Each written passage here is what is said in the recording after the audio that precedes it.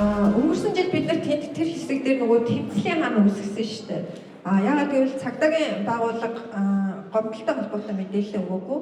Энэ жил гомдолтой холбоотой мэдээлэлээр нэг судалгаа хийгээд тэнд сонгуулийн маргаан хэсэг дээр цагдаагийн байгууллага өнгөрсөн сонгуулиудад ямар хэмжээний гомдлыг хүлээж аваад яаж шийдсэн бэ гэдэг хэсэг гарч ирсэн.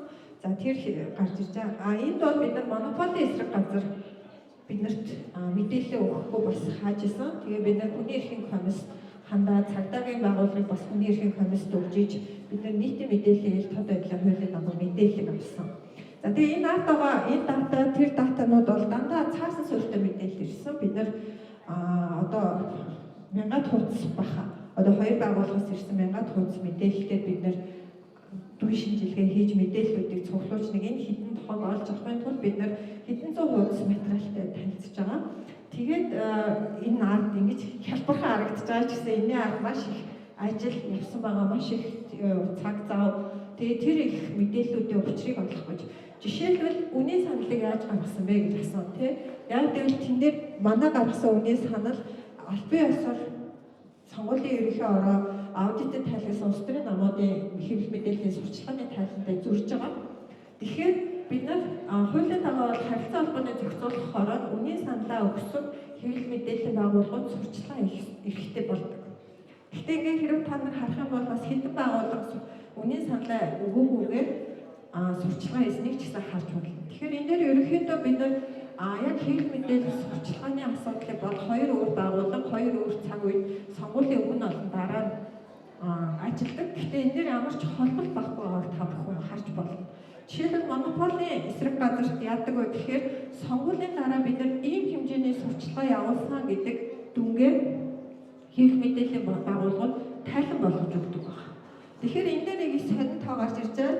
Энэ хот ганцаараа амар өссөн тоотой өөрсдийнх нь тайлан шиг бид нар энэ дээр ерөөсөө зохиогоогүй хідэн цаг юм те. Тэгэхээр ерөнхийдөө хэрвээ энийг та бүхэн бас ерөнхийлөгчийн сонгуулийн сурчлагын дүнтэй харьцуулах юм бол хэдэн зуун нэр дэвшигч өрсөлдөж байгаа сонгуулийн үед адилхан цаг минут ерөнхийдөө ойролцоо цаг минут зарцуулагдж байгаа ойролцоо хөрөнгө зарцуулагдж байгаа гэсэн үг харж байна. Тэгэхээр ер нь бол ингээд сонгуулийн сурчлагын цаг минут тайлагдлын үе тэр энийг зардалтай холбож байгаа энэ бүх үйл явц ерөнхийдөө маш их формалны буюу ёс төдий хийгдэж байгаа зүйлүүдийг та бүхэн харж байна. Ямар ч байгууллага энэ дээр гүйцэд хяналт тавихгүй нэг нь мэдээллүүдийг хүлээж авсан болдог, нэг нь өгсөн болдог ийм л үйл явц явж байгаа. Тэгэхээр энэний цаана байгаа тэр дата энэ үйл явцын цаана бид нар сонгох эрх яригдж байгаа. Бидний маш их үнцэнтэй арчлалын тийм сонгох эрх яригдж байгаа. Тэгэхээр сонгох эрхийг маань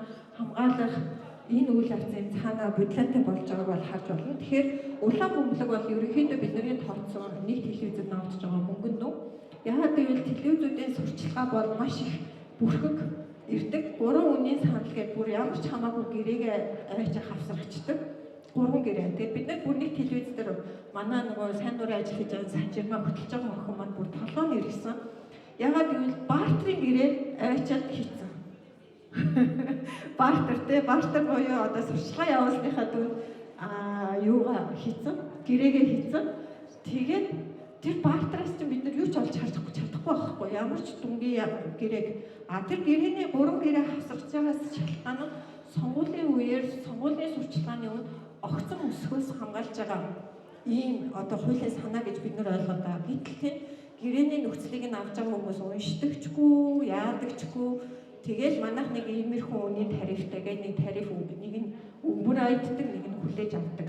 Тэгэхээр бид нар энэ дундаас ерөнхийдөө сонгуулийн сурчлагаа ярьсан юм бол мэдээний тэр үйл явцыг эрүүлж байгаа үнийн саналаас нь ерөнхийдөө дундчлаад 1 секундэд ногдох үнийн дундаж үнийг гаргаж ирж байгаа. Ер нь бол телевизүүдийн өөрсдийнх нь гаргаж ирж байгаа үг гэсэн үг. Тэгэхээр зарим телевизүүдтэй бас өнгөрсөн жилдээ харьцуулахад огцон үнэ болгоцсон тохиолдол ч гэсэн бас гарч ирсэн. Ерөнхийдөө. Гэхдээ энэ дэр бол тодорхой нөгөө танилцуулагдаагүй байгаа. Тэгэхээр ерөнхийдөө үнийн сангийн тэр мэдээллүүд бол жил болгоны сонгуул дээр ирж байгаа ч гэсэн ер нь бол хянагдаж чадахгүй юм явж байгаа. Тэгээ энэ дээр бас нэг гол зүйлийг онцлмоор энэ бол зөвхөн телевизүүд л гарч ирж байгаа. FM-үүд маш их замбраагүй бас үнийн саналууд ирсэн. фильмүүдийн өмнө санал байна. Одоо радио телевизтэй радиогийн бусад одоо телевизүүдийг биш юм сурчлагаанууд бас энэ төр явагдаж байгаа. Тэгэхээр тэр бүх мэдээллүүдийг бид нар авч чадаагүй одоо энд дата өгдөл рүү оруулж чадаагүй. Тэгэхээр ерөнхийдөө ийшээгээ бүгдээр явах юм бол за намайг дагаа яваарай. За ингээд харах юм бол яг энэ датан дээр зөрүү нь харагдаж байгаа гэсэн үг. Энэ жил яг хөө нөгөө тойрог болон нөгөө чагсаал гэсэн юу гарч ирж байгаа. Нэр дэвшигч нөгөө нам болон нэр дэвшигчээс сурчлага байгаа. Тэгэхээр энэ жилийнхийг бид нар хэрвээ ерөнхийдөө авах юм бол нам сурчлаганд илүү их зардал гаргаснараа өмнөх сонгуулиудын тайлангаас ерөнхийдөө онцлог харагдаж байгаа. Гэхдээ та бүхэн бодолтой тийм намын харилцааны 4 тэрбум төгрөгийн зардал гаргасан гэж 4 тэрбум гаргасан.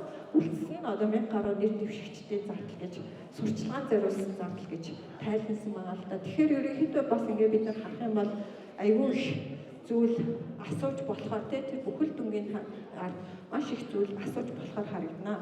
За энэ дээр болохоор ерөнхийдөө телевизүүд аль нам нэр дэвшигчдийг илүү сурчилсан бэ гэдгийг нь харагдаж байна. Тэгэхээр хэрвээ өнгөрсөн жил та бүхэн хүний эрхийн комиссийн тайлан хэрвээ анзаарах юм бол ерөөсөө 2 намаас өөр сурчлагыг бид нар авч чадаагүй гэдэг олон нутгийн иргэдийн кейс судалгаанууд гарч ирсэн комиссоос энийг баримтж байсан. Шалтгаан юу гэхээр зөвхөн хэдхэн одоо тийм нам маань сурчлага явуулсныг гэдэг телевизүүд өөрсдийнх нь тайланд бол харуулсан байгаа. Тэгээ энэний ард нам нэр дэвшигчдийг хамтдагсан. Тэгэхээр аль нам илүү их сурчлагаа явуулсан бэ гэдэг мэдээллийг телевизүүдийн өөрийн тайлан дээр бид нар ингэж гаргаж ирсэн байгаа. За энэ хэсэг бол одоо яг бодит байдал. Улс төрийн намын тухай хууль хэрэгжээд хэлсэн. Улс төрийн нам мэдээллүүдээ өөрсдийнхөө сошиал дээр тавих хэрэгтэй байсан. Тэгээ бид нэр сонгуулийн ерөнхий хорооны нээлттэй мэдээлэл ашиглаад нам болгоны вебсайт, сошиал сувгууд руу орж утсан. Тэгэхээр ямар мэдээлэлд хуулийн дагуу тавих хэрэгтэй байсан мэдээллүүдээ тавьсан байна, тавиагүй байна гэдгийг харьцуулж харуулсан байгаа. За